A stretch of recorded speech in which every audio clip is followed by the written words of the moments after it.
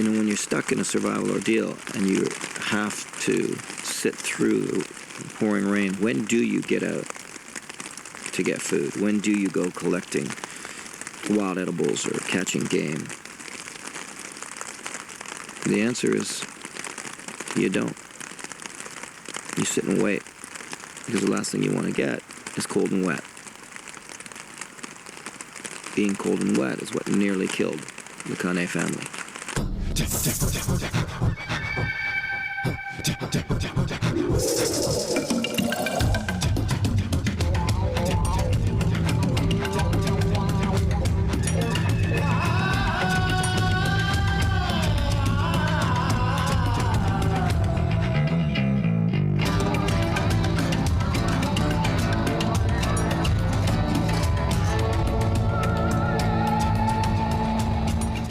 You know, it's really easy to sit on couches and judge other people's experiences of survival or tragedy. Yet few of us can actually say, I know what that feels like. I know what they went through. Didn't think I'd ever get lost, you know. I was too smart for that to happen. Me and him woke up usually every morning sopping wet. I had frostbite on my feet, but not near as bad as his. I took my shoes off, all the skin came off my foot. So I didn't want to do that again. Safe and warm in our houses, the actions of others in a survival ordeal, they don't even seem to make sense. As couch-sitting judges, we hurl questions into the air out loud like, why didn't he build a fire? Why didn't she walk out? Why didn't they make a shelter? Well, I've said it many times. Unless you were there, you can't know. You see, they came out right here. I'm barely a mile from where they had to endure 6 days of survival hell. Worst thing in the world is to hear your kid tell you, I'm dying. And the part of the story that I didn't expect comes down to their love for each other. You see, it was that love that kept them together and kept them alive. Yet paradoxically, it was also that love that nearly caused them to perish. In my search for survival knowledge, I look to the real-life stories of people who've survived, those who've suffered terribly but made it out, and those who've died trying. I'm attempting to mirror the story of the Conne family, a father, mother, and son that nearly perished only 1,700 feet from their car. I'll be taking along my own surrogate family near the west coast of Oregon to experience only a little of what the Conne family did. We'll survive here as a group of 3 to see where and how I would have done things differently.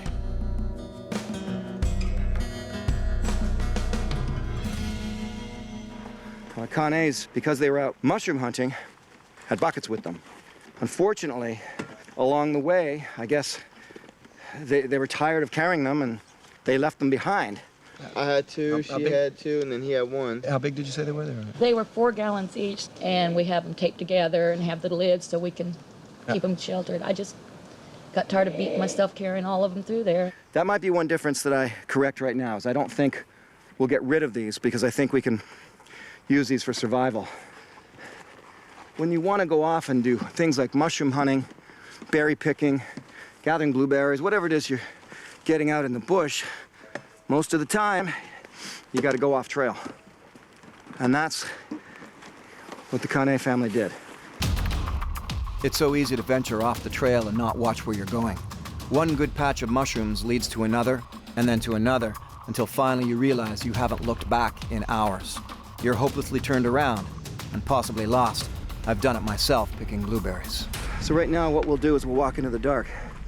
And the reason being, rather than stopping and making a shelter and all the rest, is because that's exactly what happened to the Conne family. We do have one advantage over the Connes. Well, actually, we have a few. But one big one is it's not raining right now. It poured this morning, so everything's soaking wet. But they had rain hit them on their first night. We were walking in the dark. It was raining, we were getting wet.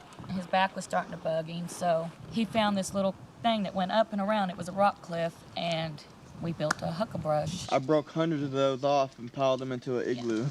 Over the top of us. Just laid inside of it and got sopping wet. When the Conne family came out, they really did come out incredibly unprepared. I don't hold that against them. I mean, it's just the nature of the beast, you know? You really think you're only going to be going out for a couple of hours, get a few mushrooms, and go home. Their story is actually not unique. I mean, who wants to carry around rain gear and backpacks when you think you're only going out for about 3 hours? They had been taught how to mushroom pick, what to look for, where to go, and unfortunately, all of that worked against them in the end. So we're gonna make some of the same mistakes that they made on purpose to test out this kind of survival, surviving as a family. But I'm also going to fix some of the mistakes as well. And hopefully we won't have to suffer as much as they did.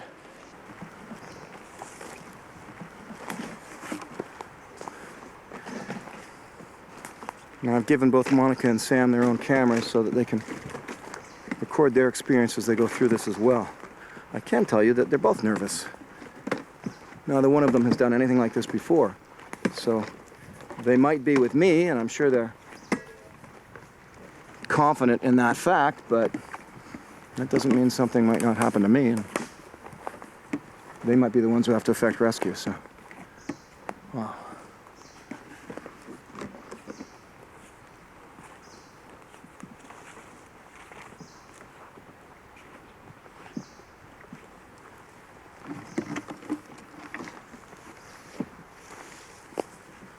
You know why I wouldn't really want to stay right here? I mean, this feels good, right? Because it's open and the sun's shining through. But in many ways, we're kind of very vulnerable here. We're at the bottom of a big bowl. So anything like a predator, like a cougar, that might be interested in us, a mountain lion, all of that area, all of up there, is all the advantageous spot for it to be. And we're kind of sitting here like this. Now, we've got some downside on this side, but yeah. Don't know that I want to just stay out here in the open. If we go down too low, though, it'll get really cold. So. An often quoted statistic is that the majority of lost victims are found within 2 miles of their own house or car. When someone gets lost coming out into the bush, basically involved in an activity that they enjoy, relaxed in, whether it's mushroom hunting or berry picking, it's that relaxed nature that often gets us into trouble because we're just not thinking survival. So the Conne family hiked right into the dark, but not in an aggressive way. They were picking mushrooms, and then it just got dark, and they couldn't find their way out. So it's like, no problem, we'll just huddle in, sleep for the night. They did get rained on, and hopefully that won't be our case. Because it's starting to get late now, the sun's starting to drop. I'm gonna stop us right here. So at this point, we're in for the night. Nearly all survival stories, when they happen to average, everyday people, rather than extreme explorers or adventurers, seem to start off rather benign. So it's getting dark. No big deal. Let's just huddle together and enjoy the experience of staying out all night. It'll be an adventure. And tomorrow morning, we'll walk out of this place. No one, at this point, is expecting a horrific 6-day ordeal. You curled up the first night under the hucklebush. Yep. Hucklebush, you curled up. It was pouring down rain. You're getting wet now, but As soon as we seen some daylight, we got up and started walking. Okay. We headed up again. Headed up to see if we could see any type of road or clearing or anything. And how did that day It go? just got thicker and thicker and Harder worse. and harder, and then I got down. I couldn't move. He was literally crawling up the hills when we decided to send him up farther. And we decided to start building a shelter. There were some trees that had been fallen over, so we thought it would be a bright ideal to throw other small trees on top of it and then throw hucklebush. The Conne family didn't have a lot of supplies. Belinda had 2 folding knives, Mike had a folding knife, Dan had a belt knife and a folding knife. You've got 2 folding knives? Okay. I've got my folding knife and also actually the exact same belt knife that he had. They did not have any food. Now, that's understandable in a lot of cases. You think, well, you're only going to be out for 2 hours, I'm fine. I never go out without at least something. So you've got what? I have a nice apple. So you've got an apple, and right. So that's pretty normal for someone to head out and have something as simple as this. And what I've got, I'm trying a new bit of jerky. So between the 3 of us, that's essentially our food. That's not a lot. What I wanted to do was add in a couple of other components of survival and see if it makes any difference at all. First of all, simple garbage bag. I thought about them getting cold at night, and I grabbed one of those emergency space blankets. Little mini survival kit. I rarely would ever go out on a hike without at least one of these guys dangling from my belt. This was something that the Conne family did not have. They did not even have a water bottle. Mike and Belinda had little sandwich-sized baggie of toilet paper, and so we've got 2 of those. That made a big difference to their survival. Let's see how it helps ours. With Monica and Sam acting as my surrogate family for this experiment, I'm interested to see how things play out for a family of 3 in a survival situation here in Oregon.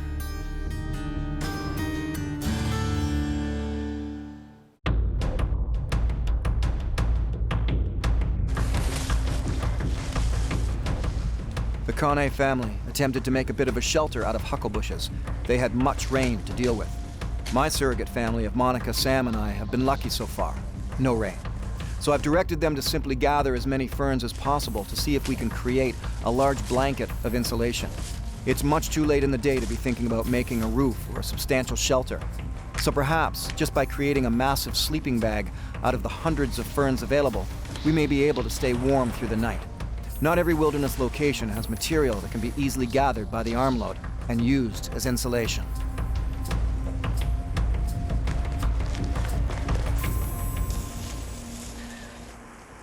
This is actually an aspect of survival with a group that I rarely get to experience, and that's the advantage of having more than one person to gather the supplies. Sam is gathering as many ferns as she can, and Monica's up clearing the area where we're going to sleep, so there becomes a bit of a teamwork going on. The best part of that is psychologically it's really comforting, because it's going to be a long, miserable night.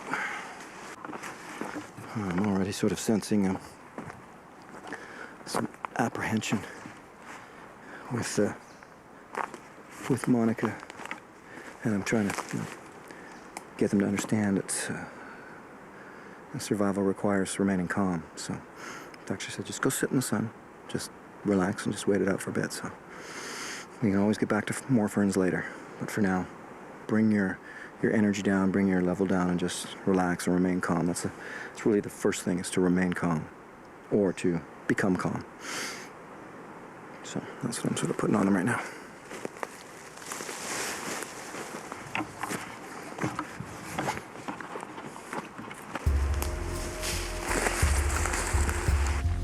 Even gathering them with small knives is extremely easy for an able-bodied person.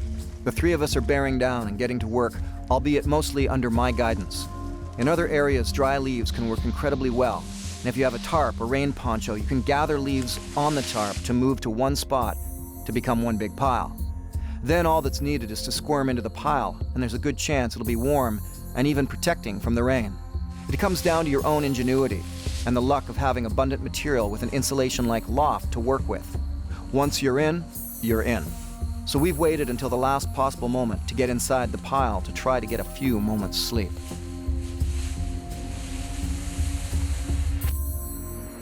So this kind of shelter is the one that I believe in a lot. It works really well with leaves, but they've got to be dry leaves.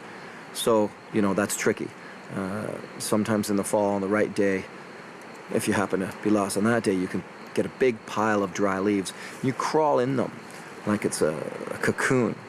And it's dirty, it's filthy, but you keep all your body warmth in with you. So what I've got happening is behind me is Sam's on the one side, Monica's in the middle, and I'm here. And so using this little space blanket, this emergency blanket, is laid over them first, then throw all the ferns on. Well, that's pretty cool, because now we've sort of got this layer between us and the ferns, which is protective. And that way, if it comes on to rain, probably huddle underneath this sort of in fetal position. It won't be comfortable, but we might stay dry, and that'll be vital. So it's heavy having all this fern material on top of us, but yeah, I was getting cold, and I feel warm. Mm-hmm. up against you guys. I can feel heat underneath here. Yeah, definitely. Okay, so we're not chilled anymore, right? No. Okay. Only 12 hours to go. The nights in the rainforest are damp and cool, no matter what time of year. The tree that we were in, it leaked, but it was spongy enough that you could take your thumb and actually push up on the tree and plug it. But the ground was wet. Me and him woke up usually every morning sopping wet. Whatever side was touching the ground, we were wet. all of the ferns keep kind of slipping off of the three of us because we're on a slight angle. That's good to know for the next time. Keep things nice and flat so it doesn't fall off you. So it would fall off and wake up pretty chilled. My toes are pretty cold. Monica's doing not so bad in the middle, and Sam's sort of up and down, sometimes chilled, sometimes okay. Their feet are okay. But we're making it through the night, that's the important thing. Should I tell you I just heard a big, massive tree fall over? I heard that too. What was that? I wanted to ask you. That's probably Bigfoot. Are you being funny? Only half.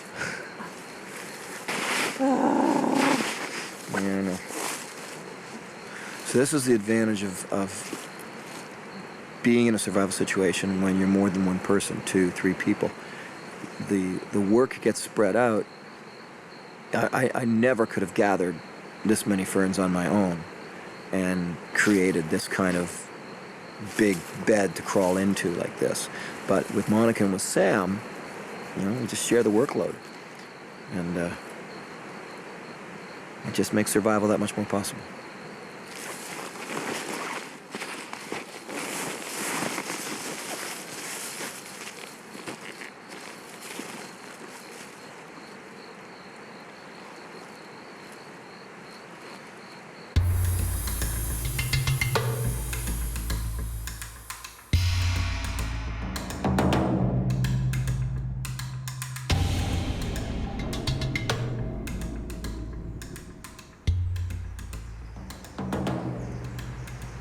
So we made it through the night relatively decently.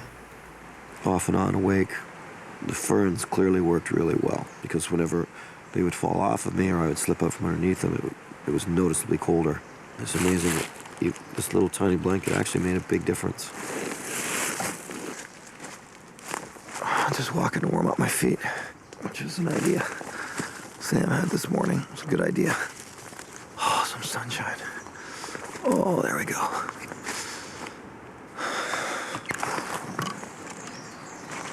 This is truly rationing food. When 2 other people are looking at the same pile of cut-up apple and wishing they could eat it all and not share a bite. What do you guys want to do about these buckets? I'd say keep one and ditch the rest. Keep one and ditch the rest? Or everyone carry one. Because having one isn't so bad. That's not a bad idea. If we each take one, but we strap it to our pack. And so there is another difference as compared to what the Conne family did. They dropped their mushroom-picking buckets out of simple frustration, a decision that would come back to haunt them and contribute to almost costing them their lives. We'll carry one each. So what we're doing this morning is we're changing up the story a little bit to suit us, to suit our circumstances. In terms of leaving behind the mushroom gathering buckets, we decided to take just 3 of them, strap them on the back of our packs. Now we're not holding them with our hands and carrying them so they're not a pain. Sam had a really good idea to actually take all of the duct tape off of the last 2 buckets and bring that with us just in case. The Conne family were very, very close-knit, so it's not hard to accept that every move they made individually was a move that was made to benefit the others. But that can also be very dangerous. And I think there was a potential for danger starting on their second day. Dan's back began to give out on him. He had some back issues, and it got real tough for him on that second day. Now, rather than head out, just go for it, and leave his mom and his dad, Mike opted to do reconnaissance missions, but still never quite leave them. It's hard to leave your parents. I couldn't make that choice. Mm-hmm. No, I wouldn't We even. thought about What if I sending can't them find out. them again? I mean, that'd be on my mind forever, so it's a hard choice to make. My advice would have been to have Mike head out to look for help, but make a very visible trail along the way by marking trees with his multiple knives, so that he could indeed find them again. As much as I want to criticize his decision, though, I wasn't there and I'm not them. They did what they felt they needed to do to survive both physically and emotionally. This trail that we're walking right now is just an old cat trail. It's exactly what the Conne family found. Now, they should be home free, you'd think, at that point. Follow that trail, and it'll eventually lead to another trail and to a road and out. We kind of went for a shortcut, too, and it wasn't a shortcut. His back was hurting, so we thought we'd go up and catch a cat trail that goes through there. And the cat trail usually has a road either at the top or bottom, but there was no road at the top or bottom or no landing. It was it'd been grown over, old growth. Long time. Long time ago. This is a classic example here. We're on this old cat trail, and it's exactly what happened to the Conne family. It just ends. It doesn't go anywhere. It doesn't get us out of here. It doesn't lead us home. It just stops.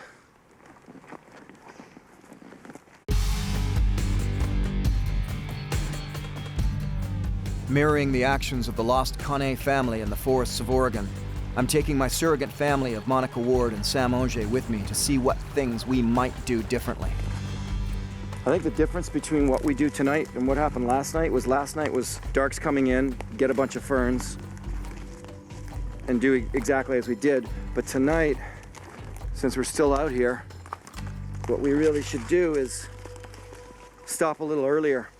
It's the biggest problem if you want about building a shelter is you can't start building it at 4 o'clock. You got to start building it at like 2 o'clock at least, because it takes a long time. And so you miss half your day because you're building a shelter. But then again, you get through the night without getting rained on. So that's going to be our dilemma for today. Well, I hear water. This is the type of creek that everyone talks about. There's water up there coming down, then it disappears, and it reappears down there. These creeks here in this part of Oregon, they're very, very dangerous. They wind around under the ground. You can be following the creeks here, and all of a sudden you'll drop in over the top of your head, and then, you're by yourself. You're just pretty much out of it. I went to jump over a creek and the bank gave away. I was just pretty much wet all 6 days. I'm gonna have the girls drink as much as they can and just sort of keep water going into our system to help take away the hunger pains when they begin. Better to be kind of bloated with water than have an empty stomach. This is good, fresh, clean water. We can drink as much as we need. I may be the one with all the experience, but I can still make bad decisions that could affect us all. Group dynamics is a greatly underestimated part of survival that can lead to safety and rescue, or down a road of panic, tragedy, and peril. I've used animal trails a lot of times in my bush trekking, but you just never know where they're going to lead to or if they're just going to peter out. So animal trails, game trails are not the best indicators of a way out. There's some cougar dropping right there. There's lots around here, lots of wildlife. And the other problem with the game trails is they can veer off into multiple directions. And that's always about which one do you take. You're trying to find your way out. Do you go left or do you go right? What direction she would have went was south, which wouldn't have been a good direction at all. And like he said, though, yeah, I was going to walk out, but I was going to go down. What would have happened if she'd gone south? In the deeper woods. It's true, downhill is not always the right way to go. It's like saying moss is always on the north side of a tree. That's only a general rule of thumb, and not always correct. The compass wasn't an issue because we all know what way the sun comes up and which way it falls down. But if you don't know which direction you've got to go to get out of there, it just don't matter. So guys, this is all yellow wood sorrel. We've had the apple for breakfast and that's it. And now we're hiking. We've got very little food left. Fortunately, there's lots of this. I wanted to show it to you so we can eat some of it now. And now wherever you see it, you feel like munching it, you don't have to ask my permission. Just grab what you need. If you taste it on the tip of your tongue, it should taste lemony. Sometimes knowing just a few simple wild edibles can help you get through the day and make you feel a little better, at least psychologically. I can see that in having 2 other people here to survive with it, it's a good thing for me to actually, since I have some experience, to show them certain things so they can start relying on themselves and I won't have to worry about them as much. That's something I never really considered before, that to survive with more than one person, if you're the one with the experience, start passing that experience on. In survival, knowledge should always be shared. As always, it is an incredibly beautiful forest now. Even if it's treacherous when you're on a survival ordeal, it's still really beautiful. It's a nice clearing here. It never ceases to amaze me how often you can be in the middle of the forest and find a beautiful, clear, open field just in the middle of nowhere. It's a place to get sunshine, get warmed up. I mean, this is almost like a campground. There's firewood, plenty. And there's ferns, but not as many. But then we have a fire, right? So that helps. There's still ferns though. And there's all that brush down there. So it's not a bad spot, but I vote we keep moving anyway. One thing is we know this spot is here. Depending on how far we hike, we can always come back to it. It wasn't that hard to get here. Yeah. So if we don't find any other place that's sort of worthy of surviving in, we know this place is here. Okay.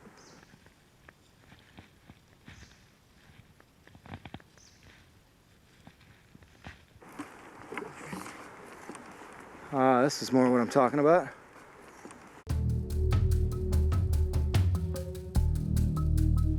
On a comparison survival study in the forests of Oregon, where the Conne family were lost for 6 days of a hellish experience, I'm trying to get my own surrogate family of Monica and Sam to work with me on how we as a family of 3 survive under similar circumstances. But after only a couple of days, I can see the lethargy in their faces, and I know what they would really rather do is sleep and eat, and we'll take a short break, but I have to keep them moving if we're going to be warm and dry tonight. I mean, it's all rocky and stuff, but it's nice and open. I have this whole sky at night open to us.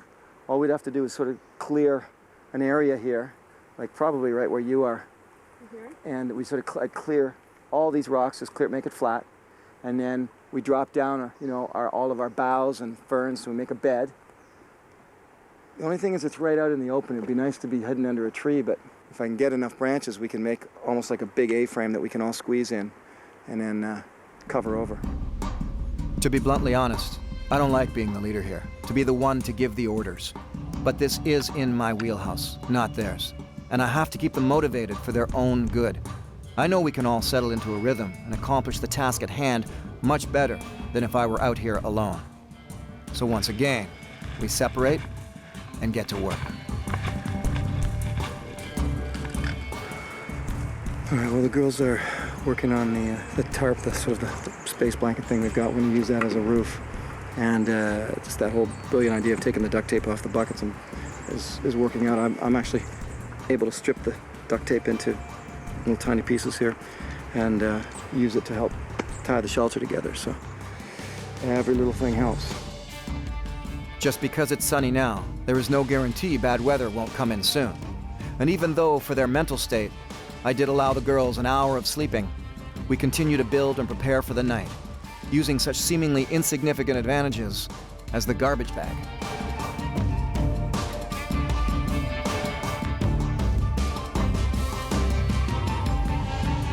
We're all now feeling results of not eating very much. If you're going into the wilderness anytime, no matter what, you don't have an option. You've got to take something. So we've got a few things, a few items, a little bit different from the Conne family, just to see what kind of a difference they all make. And so far, the few items that we have are making a big difference. There's a spot up there that's actually got some nice running water. Of course, it has to be thorn bushes, doesn't it? What a difference this makes. The Conne family had nothing more than 2 Ziploc baggies that they had brought their toilet paper in. I understand why the Conne family wanted to get rid of their buckets. They're a pain in the butt to carry. And they were already worried and nervous and wanted to get home. So forget about the buckets, drop them, let's go. But in the end, that one little decision would cost them a lot. I guess they would have helped a lot for the water. That's what we thought afterwards. It's like, after our second day there and going up and down, I wasn't able to find that again either. It's like, man, we should have kept at least 1 bucket, But, I was lucky I had the Ziploc baggies, or else we would have had nothing, because when we got there, we would have all had to go down to the creek and try to drink out of the ice-cold creek. Instead of carrying up a substantial amount of drinking water for each of them, they could only drink one at a time from a tiny little sandwich baggie. Water that the son had to carry up from far below at the mountain creek. My surrogate family and I won't suffer the same fate. So what do you want to do? Want to eat it all now, or No. No, we should save you some. want to save some because we're out now, right? We've got no food left. This is the end. Yeah. Let's hope we can catch something. Okay. This is the thing, you know, it looks like a nice full baggie of food, but there's 3 of us here, and we're not going to be sustained on the wood sorrel. So we're rationing out the last little bit of food that Monica had brought. We've got 30 almonds here and a few tangerines, but once you count that out and say, well, let's try to make it last for 3 days, it's not a lot. This is dinner. This is like the amount. So the Conne family didn't have any food at all. So even this little bit makes a massive difference. And that's part of what I wanted to see by comparison, coming out in a similar area, being 3 people. What if you had just these few things? What difference would it make? I know a lighter would make a huge difference, but we didn't bring a lighter.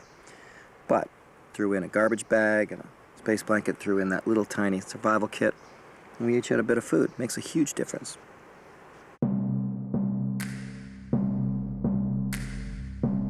A bit of survival instruction I try hard to get across is just take something, anything, if you're going to head out into the wilderness. What can it hurt to have a few items in your pockets? Yet they might save your life. I continue to motivate the girls to keep working, and I'll hope to get a fire going using a generic off-the-counter survival kit I found in a store somewhere. This is just one of those little, very inexpensive survival kits, but it does have a little striker in it. Tiny, tiny little thing. And fortunately, we walked by a little pond with some cattail, and I grabbed it. I wasn't going to leave that behind, so not knowing that I was going to have this striker, that was a smart move. So there's the toilet paper that was in the little Ziploc baggie, just like the Conne family had, but this was some cattail that I found. So the idea here is I'm going to add just some of the lip balm to the toilet paper, because it's wax, and it'll hold the flame a little longer. And now I've got my cattail fluff. So I want to fluff up this cattail nice and fluffy. There's the spark. Wish us all luck here.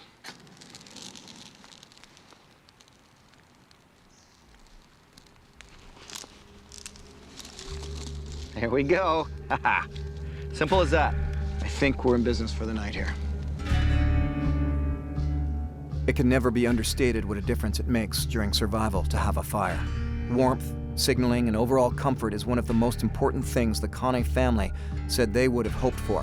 And in my case, it's a way to give Monica and Sam more confidence and comfort while we survive out another night in the Oregon forest. That was the hardest thing, not having a lighter when we got stuck out there. It was like, really, we don't have a lighter. No lighter, no matches. It becomes miserable. Yeah.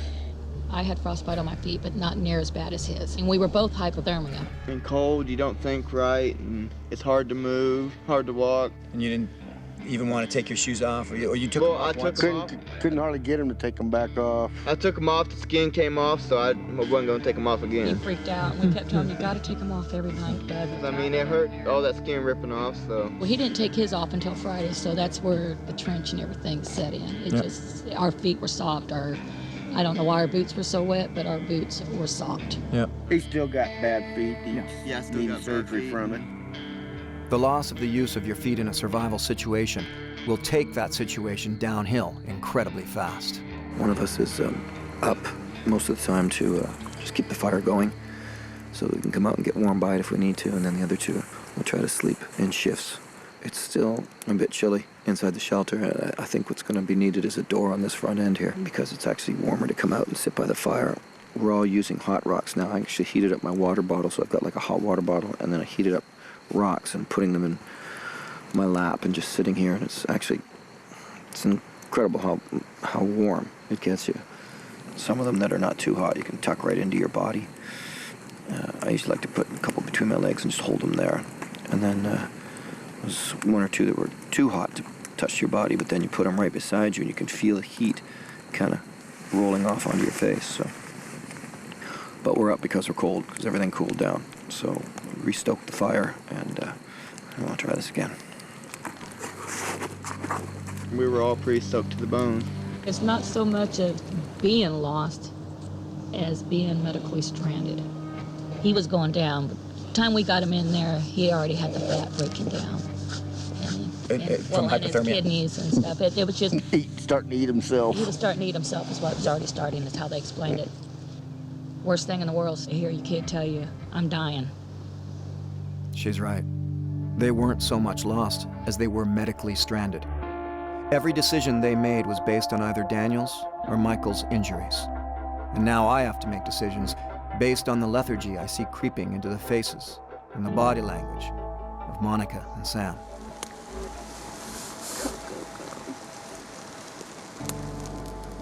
The way you survive a situation like this, even with 3 people, it just goes back in steps. Right now we've got tin we can boil water in, which we can do that because we have a fire. We can do that because I grabbed a cheap little survival kit. We could do that because we gathered some cattail and tinder along the way to help. And we did have a little bit of toilet paper, which the Conne family also had. So one thing always leads to another in a survival ordeal. And hopefully you want one thing leading to something better, leading to something better. And so we're staying put and we'll better this shelter. But we have the advantage of we don't have frostbite on our feet. I don't have a bad back. And the Conne family did have, as they put it really very astutely, they were sort of lost, but they weren't super lost. They were medically stranded. And medically stranded is a tough ordeal to go through. We'll stay here tonight with this shelter because we can build it up a bit, we can make it better, and hopefully we can build it up to the point where we can fall asleep in it. And even if the fire dies, we'll still be okay. We'll be warm in there. In the meantime, I think maybe what we'll do is if we get you guys concentrating on building up making this door, which is just more ferns and boughs. That's all it is, ferns and boughs. I'll go hunting. I'll see if I can find some food. Okay. Because we're running out quick here. Yeah. Yes, we are. I suggest you find some wood sorrel today too. Mm-hmm. Yeah. And maybe try, if I'm not around, maybe try picking some. Mm-hmm. And bring it back. I don't think it's like mushrooms. I don't think it'll wilt instantly or anything like that. So. I still have to get Monica and Sam through another night, and I can already tell that my energy level, based on my ability to understand how to survive, is much stronger than theirs. So I've gone out looking for other survival advantages, and I found a great one. I know exactly what you're thinking. Where in the heck would he find a piece of plywood in the middle of the bush? That's the irony to the remote wilderness. Well, in my case, I thought I'd go back down some of the trails while the girls are gathering all the spruce boughs and ferns and look around. Old deer stand. I find hunting stands all over the place, and rarely has it been a time when I could actually make use of it and either stay in it as a shelter, or in this case, what I did was I've grabbed this hunk of plywood, has come back, and there's a couple of pieces of lumber that I'm gonna bring back just for burning, I guess. Major score, and hopefully will help us tonight to stay a little bit warmer. I mean, it's a big hunk of plywood, it's gotta help. Oh yeah. It's a bit of a payoff. I mean, we lose the heat from the fire, but we gain keeping all of our body heat inside, and certainly if any wind picks up or rain starts pouring down, we'll be well protected. In the meantime, I can also drape it over top of the fire to keep the rain off of it, so it's gonna serve 2 purposes. This is a huge score. There's no such thing as garbage in a survival ordeal, only useful items.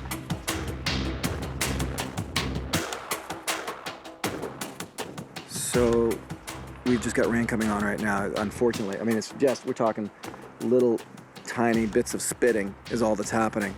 But clouds are dark, and man, I was just about to go out and try some grouse hunting. I might venture a little bit, but I also don't want to get wet, so we're gonna just try and get organized, crawl into our little shelter, and thanks to finding that piece of plywood, protect the fire. It's always weather.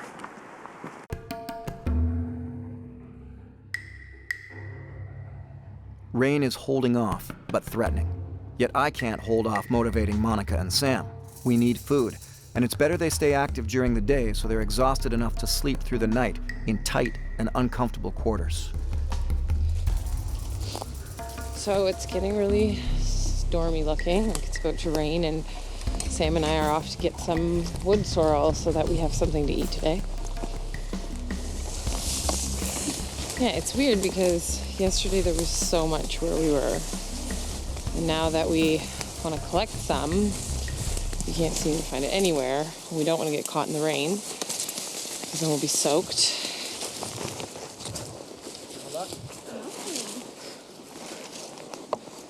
At some point, we have to think about calories spent versus calories gained, right? So if you guys are going to hike all over the place just to get a few wood sorrel leaves, it's not going to be worth it. Why don't you ease off on your energy expenditure, hang back at camp. If the rain comes in, you'll be right there. You can sort of get protected. I'll go for a bit of a hike to see if I can catch a grouse. And I'll try not to get lost. Okay. Just so you know, I'm going to go this way, and I'm going to just look around on the right in the bush. I'll always keep the trail in sight. Okay. This old cat trail makes things a lot easier. But I think if I'm going to actually scare up a grouse, I'm going to need to get into the thick of the bush again. I'm dragging my feet a lot. Yeah, me too. I'm exhausted today.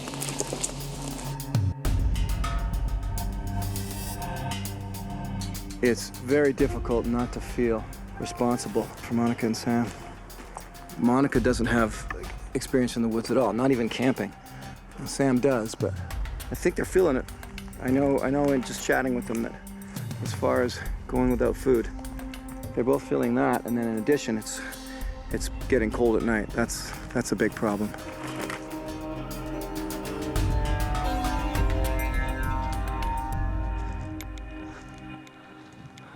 This kind of area is good for grouse. Ooh, that's not grouse. That's a lot of cougar. The mountain lion population in this area is healthy. All I really want to come upon right now is a grouse. Grouse hunting's not so much about stealth as it is about scaring something up. So I don't have to move too quiet and stealthy. And you never know what else I might stir up. Take a snake at this point. Might as well make a few, just make some marks. Why not? I've got the belt knife. That makes it doable.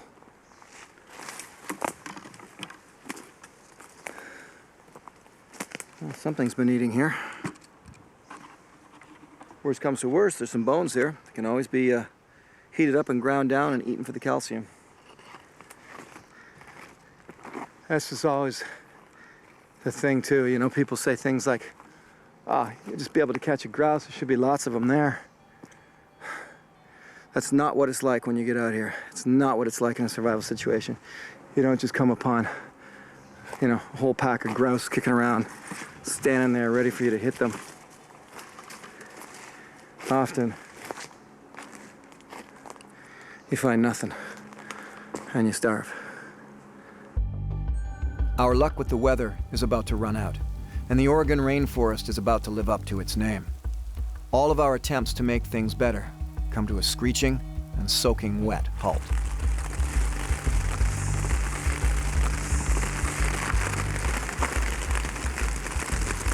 Well, at the moment, the plywood's not doing us any good, but it's still daylight, and we're just waiting out the storm. And the whole difference here is simply having a plastic garbage bag and that tiny little emergency blanket. And those two items have made all the difference in the world when weather like this comes in. They weigh nothing. To put them in my pocket, didn't even notice they were there. You know, when you're stuck in a survival ordeal and you have to sit through the pouring rain, when do you get out to get food? When do you go collecting wild edibles or catching game? The answer is you don't. You sit and wait, because the last thing you want to get is cold and wet. Being cold and wet is what nearly killed the Conne family. The first thing I told her is, you know what's happening today is they're notifying our parents and stuff. They're getting our family. And the sheriff department had told them, well, we've already searched this area. We don't think they're in here at all. The helicopter come within them trees right over there from us and was hovering, and we were looking at them, I mean, all of them, and trying to get their attention. And he did one circle, and of course, he's flashing his knife and I'm flashing the phone. We're thinking, as he goes circles away, we're thinking, oh my God, he didn't see us. We didn't want to move because the planes are flying right over us. You go to move and then maybe they ain't gonna see you. When we seen him kind of fly out, and he was flying out to do his big turn, we're thinking, oh my God. I just looked at him and says, he didn't see us. The next thing we know, he's coming straight at us, flashing his lights, and it's probably the best feeling in the world. And now it's my turn to make a survival decision on behalf of Monica and Sam. This is the reality of a survival ordeal. You often make decisions and do things that you shouldn't, out of fear and panicking.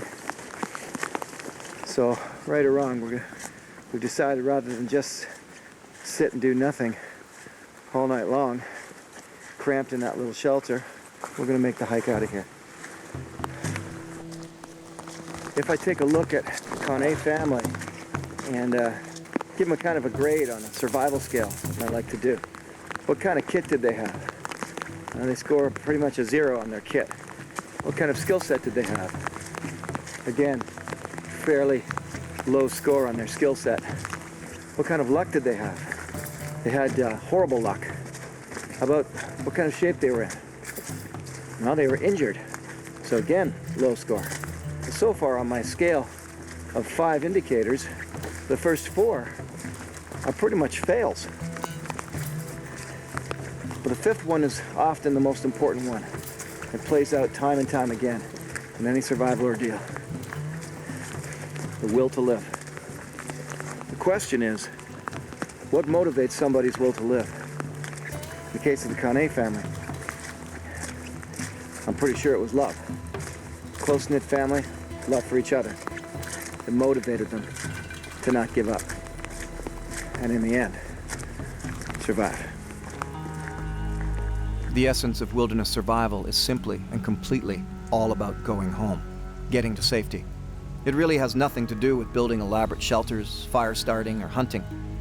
I call it a survival ordeal exactly because that's what it is, an ordeal. A horrible, uncomfortable, terrifying situation that you want to be out of as soon as possible. When you're caught in one, you don't care about fire tricks and techniques or different kinds of shelters. You care only about seeing your own bed again, or about confirming the safety of everyone with you. That's survival. And that's all the Conne family wanted. To get out of this ordeal alive. To get home, to be safe again. Together, as a family.